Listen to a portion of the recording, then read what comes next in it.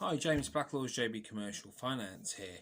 The date today is Tuesday the 8th of September 2020.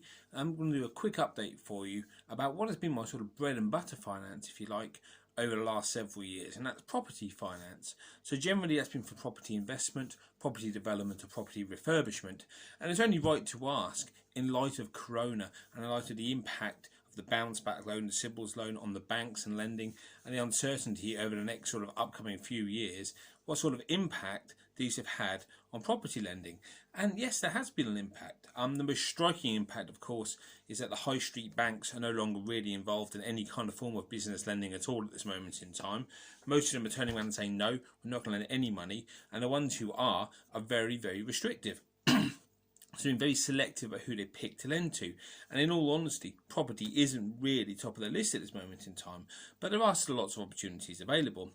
The other significant impact has been the amount of loan to value, i.e. the amount a bank or a lender will lend against a particular project or a particular asset has dropped. So traditionally, you may have an end value, a GDV of X, and the percentage might be sort of 70-75% depending on the lender.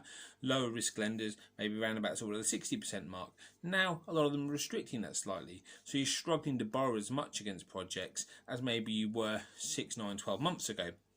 Also, if you're looking for an investment purchase, then maybe you could have borrowed 70-75% before. Now it's more likely you're going to be around about the 60-65% mark if it's a commercial property investment deal. There's still a decent amount of options available for residential property. So if you're looking to buy residential property in limited company name, which seems to be more and more common for tax reasons, then you do have a lot of options open at around about the 70-75% mark. You can look at this via buy-to-let, or you can add it via the commercial route. Both are equally fine, and there are different lenders in each space.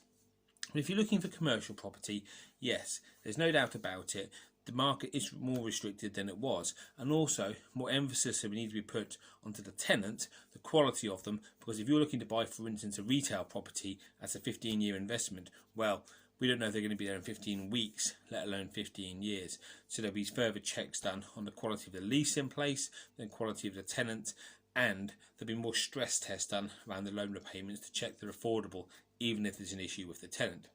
But that being said, there are still options available for clients. There are lenders who have stepped up, the lenders who may have restricted their appetite slightly but are still active in this marketplace and able to help clients. And rates does depend, but you may be looking at a percentage or so higher than you were previously as well.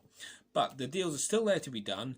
You are in a position to be strong with regard to negotiations on these kind of deals because there aren't a huge amount of people buying property at this moment in time. So if someone is looking to sell, then you're able to go in there, you can put your price down, you can agree terms which are more preferential to you, and certainly agree new leases to make a lender satisfied.